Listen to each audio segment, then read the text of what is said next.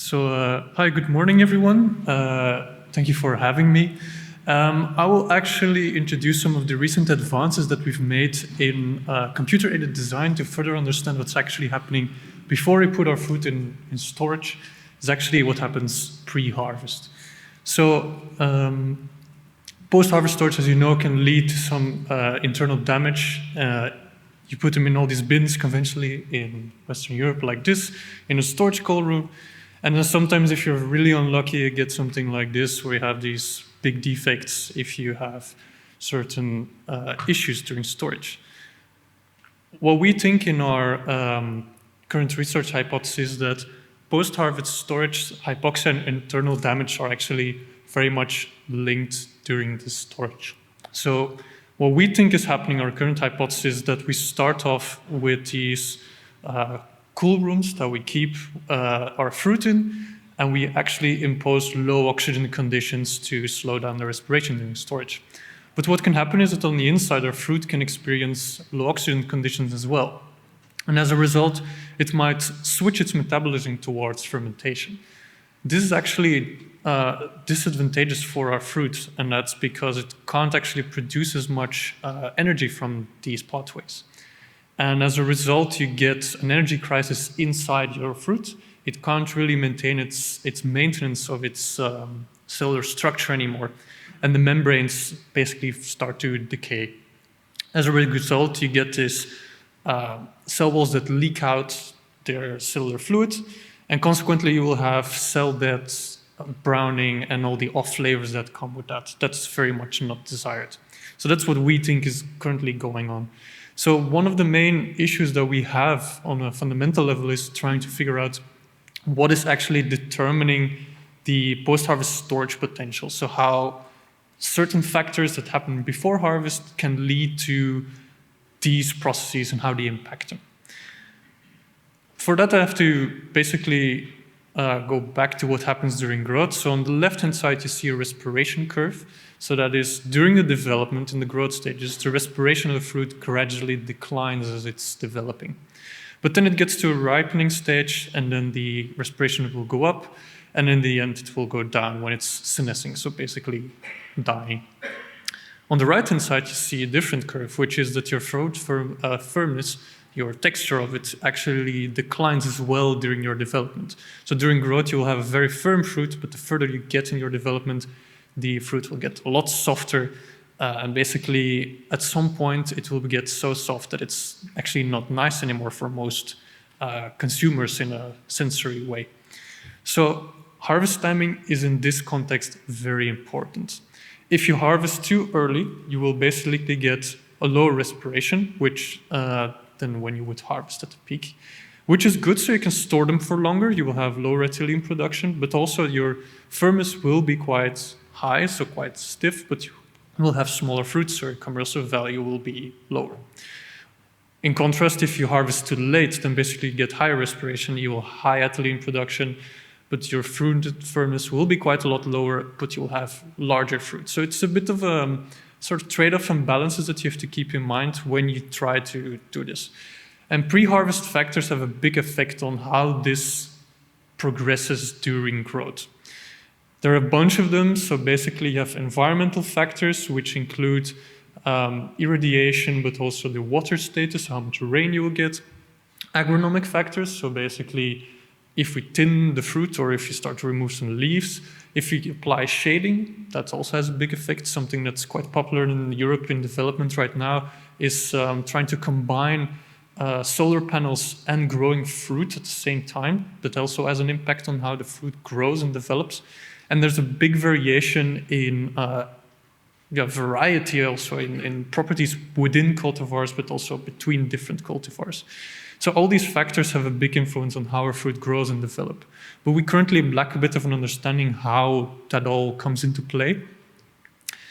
So these physiological factors, we know that they have some effect on your quality at harvest, but we don't really know how that really comes into play. So that's where my research comes in, and I collaborate with a lot of other colleagues in my lab, and a few in the past as well, trying to basically get some fundamental insight on how these physiological factors come into play at multiple levels, so on the whole fruit scale, but also at the cellular scale. Because when we look at a fruit, we see that it's not just one uniform thing. It contains a number of cells. It's what you see in yellow on the slide. So these things here are different cells in the tissue.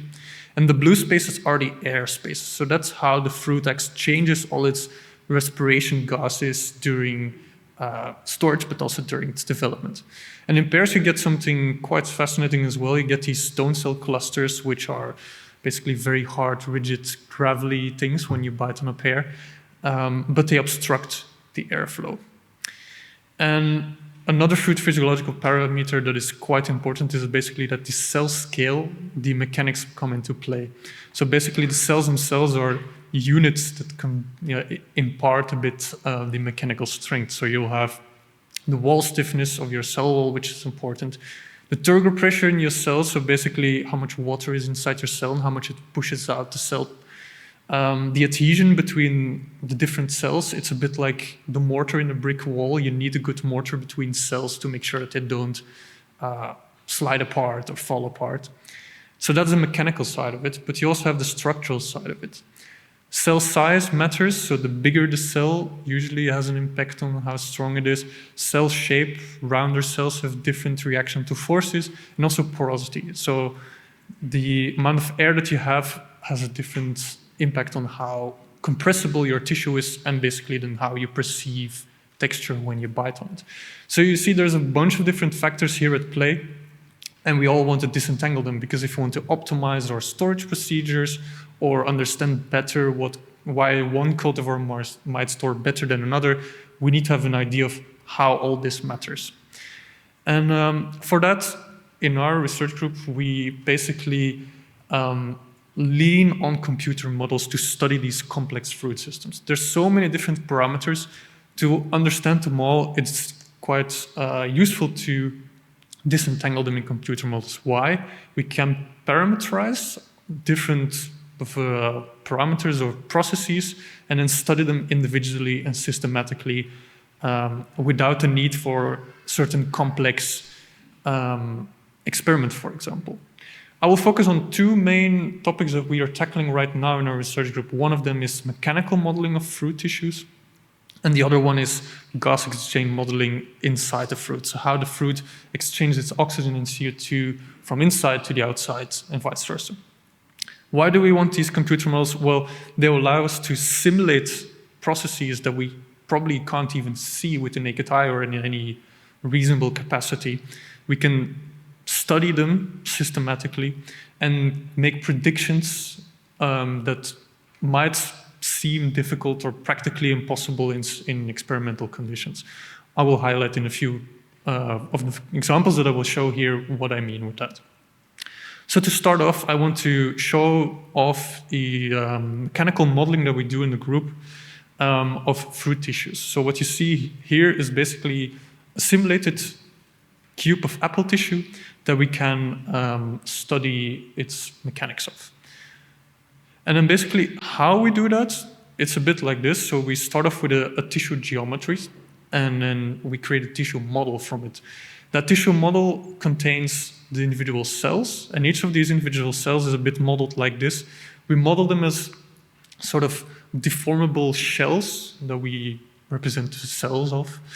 And then each of these cells can adhere to each other, they can slide past each other, they can break, we can allow them to deform as well.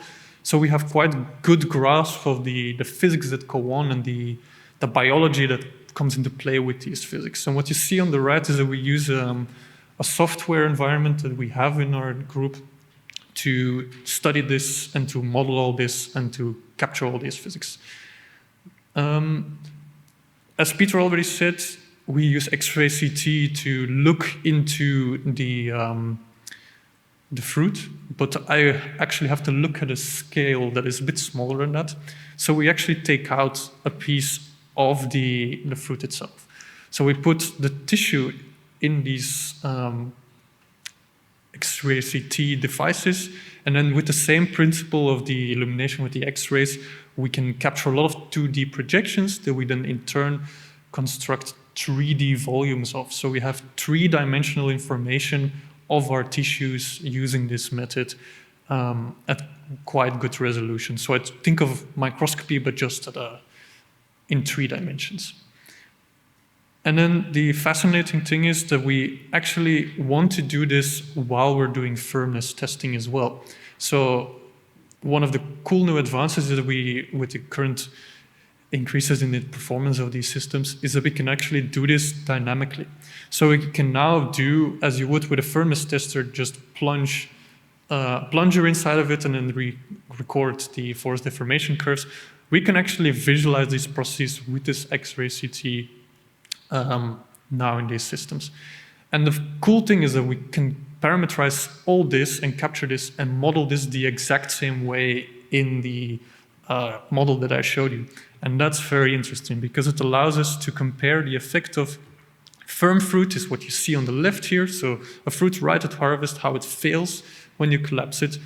And we can also show what happens if you just put it in shelf life, something that you actually can't really see that well when you just compress it visually yourself, is that on the left you have a very firm fruit and it fails differently, so it starts to collapse in the middle, whereas a fruit that is a bit mealy will, after shelf life, will basically slide apart. It's a very cool result that we can visualize this now. Very cool images.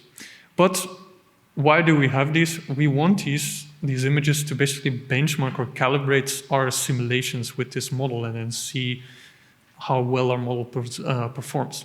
And these simulations that we can do based on these images allow us to predict the effect of cell wall mechanics on your texture. So what you see here in this graph is that if we start going from the top to the bottom, is that the fruit is getting more mature, or basically it stays longer in shelf life.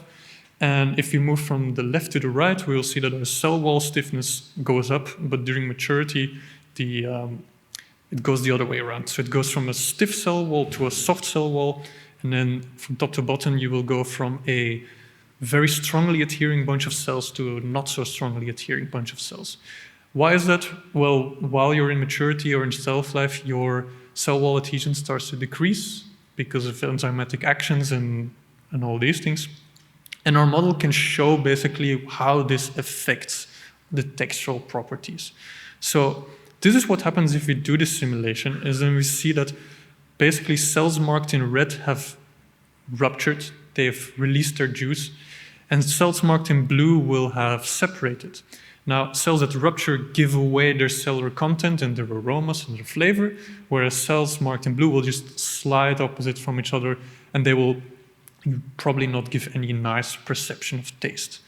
And our model allows us to study this. If you would have to do this in experiment, this is very difficult to capture.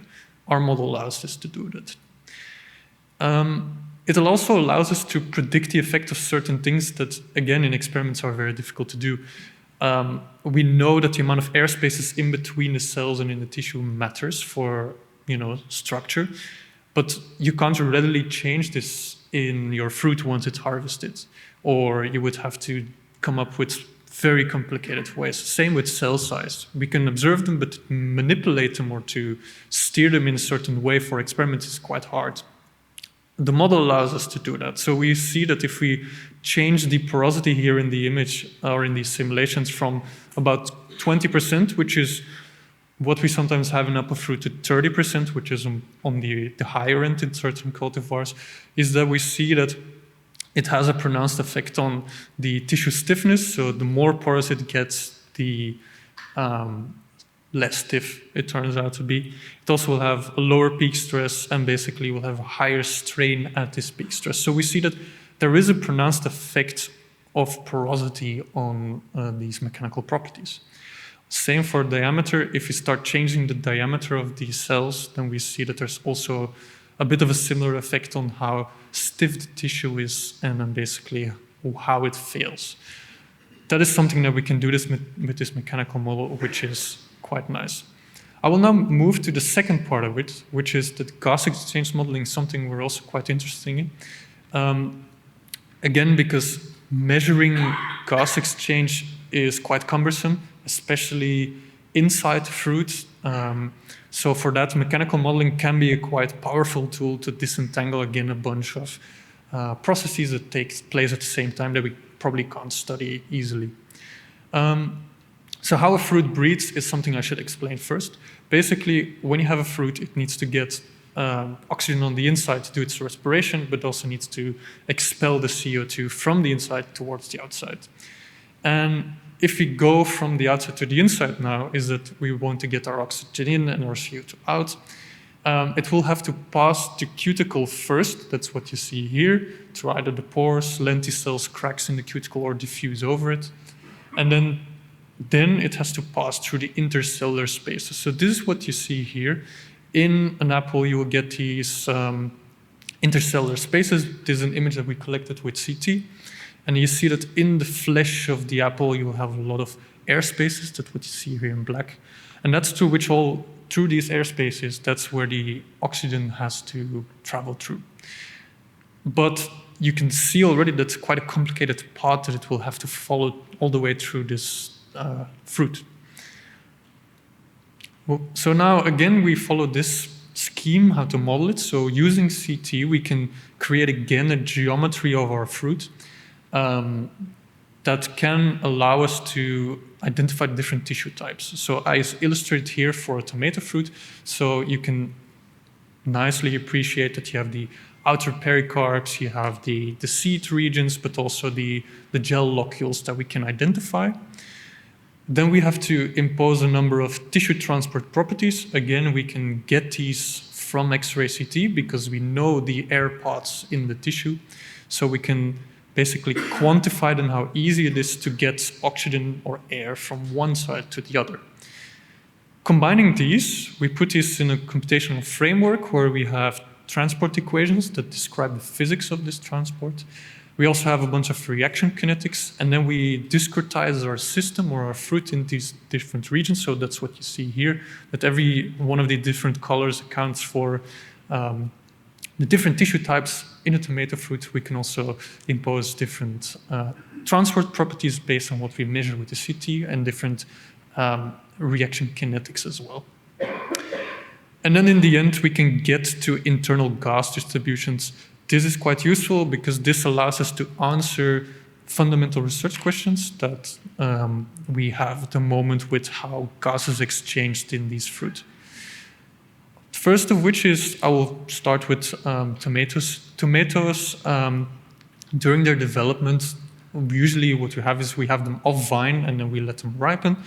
But what our studies have shown is that they can display local hypoxic regions during their ripening process. And it matters at what stage you are, how severe the hypoxia is. What you can appreciate is that here you get basically these contour maps, and the deeper red the color, the higher the oxygen concentration, the deeper blue, lower the concentration, so deeply hypoxic.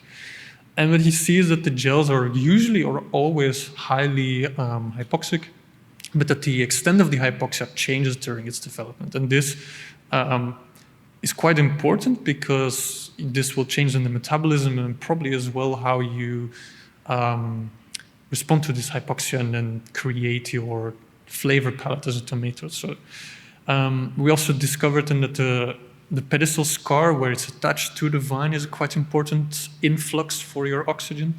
The model also allowed us, so that's what you see with your red arrows. The model also allowed us to basically identify, so why is this then? Is it because of the respiration that changed it, or is it the microstructure, the cellular arrangement, and the growth that matters? Well, we see that it's actually a combination of both. So we see that the respiration rates are very different in these different tissues. And it's also due to the changes in structure. So that's what you see here, that as it is changing in growth, that you will have different extents of how easy it is to exchange your gases in this tomato fruit. That's something that we can disentangle now with this model. So that's for tomato. For apple, I want to shift to, I said that I was going to explain why pre-harvest is so important. Well, this is for apple and pear fruit. In my studies, I see that when we look at apple and pear fruit under these X-ray systems, is that we start with a very dense collection of cells, so that's what you see here. And then as it starts to grow, it starts to get a lot bigger in cells, of course, but also it develops a lot more air spaces. And that's what you can appreciate here with these representations. So you have basically that there's a development of a network that allows the exchange of oxygen in very straight paths from the inside to the outside in apple development. But it's a very cool thing because in microscopy you can't easily see this 3D structure, but CT allows us to do that.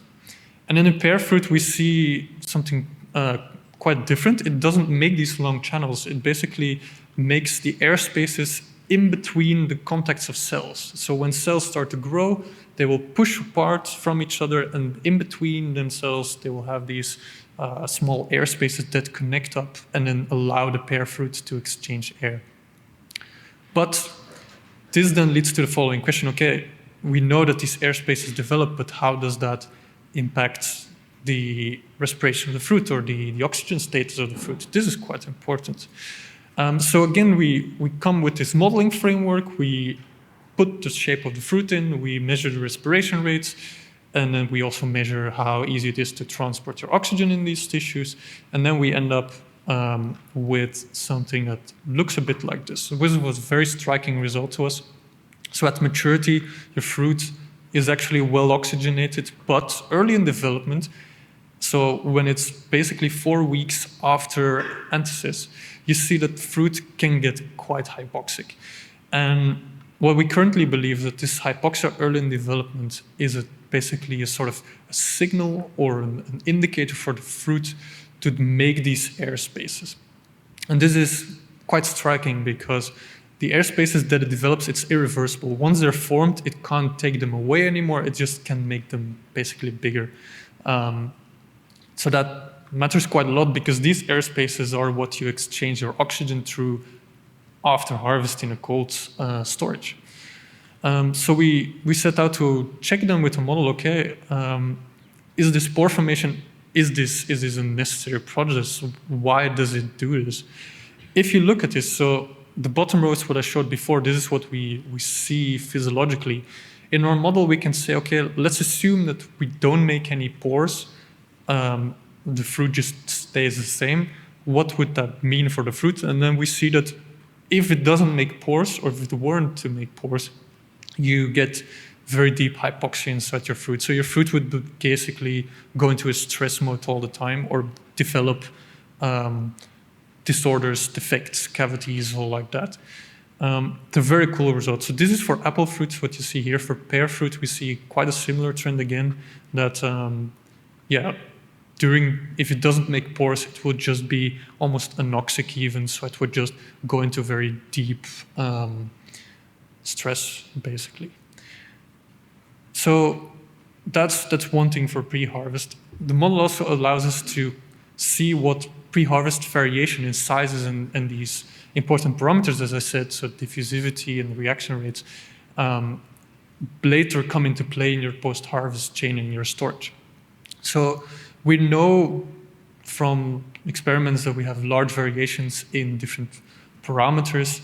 And what I show here is that if you have different fruits, basically that this variation in their sizes will have an impact on their RQ, so the respiration quotient, and that may then later affect storage techniques, so like respiration quotient, dynamic CA, but also how they survive their storage period. So you basically see here this very big fruit that it will, in its core, have a higher respiration quotient and then might suffer more from perhaps fermentation and then this breakdown processes during storage. So that's what I started off with. And then we can quantify this as well, and we can see that this matters, or this effect is even bigger the lower you go in your oxygen of the environment. So here, if you put them in a cold store at this, this lower oxygen ranges, then the error bars get quite a lot bigger, so your variation matters a lot more in these situations. One thing is that I also said that it allows you to study processes that you probably can't even see visually. One of these is that it allows us to predict where fruit might be fermenting then this process which can be associated with internal browning. So what we did is we do this CT imaging, and the CT imaging allows us to localize then where the fruit can diffuse oxygen better or worse. So that's what you see here. We can make these localized maps for pear fruit where we can identify, okay, here it is easier to exchange oxygen, there it's harder to exchange oxygen. So the deeper yellow it is, the higher the diffusivity is, so that means that it can exchange gases more easily. And then if we do that, we can see that the internal browning regions basically match up quite well with what we predict for regions with high respiration regions. So that's what we see here. So our model matches quite well with what we expect. So our hypothesis that it has to do with fermentation metabolism shifting during storage is actually somewhat confirmed then by these models. And it's something you probably would not be able to do experimentally as well, but our model allows us to study this process quite well. So I want to conclude then my presentation with that I showed that pre-harvest matters. So what you do to your fruit before you put it in storage is a quite important step. And for that, we have quite powerful computational tools that allows us to disentangle complex interplays between hard-to-measure parameters or processes that happen pre-harvest, but also post-harvest. These computer models allow us then to perform in silico experiments to then identify the most important processes, and be it biophysical, physiological, or even environmental influences. And these insights can be quite useful. So first of all, they're obviously very nice for fundamental research to get a good understanding of why disorders might develop at some point, why storability might be different between one cultivar or another, or why fruit might, why they do what they do. But they also allow us to basically then select maybe or optimize our breeding strategies or how we select cultivars for storage. Imagine that we have a new cultivar and we know, for example, its cell sizes or its porosity. We can make an estimated guess or prediction of how well it could be stored later in the future. So as I say, we can optimize our post-harvest storage procedures with this in the future, or like see what the influence can be of new cultivars, because currently if you want to optimize the storage of new cultivars, we'd probably have to do quite cumbersome and costly experiments to just store them in different compositions of air spaces. So with that, I think I want to conclude here. I want to thank all my colleagues who contributed to this. I didn't do this alone. And then I want to also thank my funding agencies, and you can scan the QR code if you want to check out our website for further information on how we do this in detail. Thank you very much.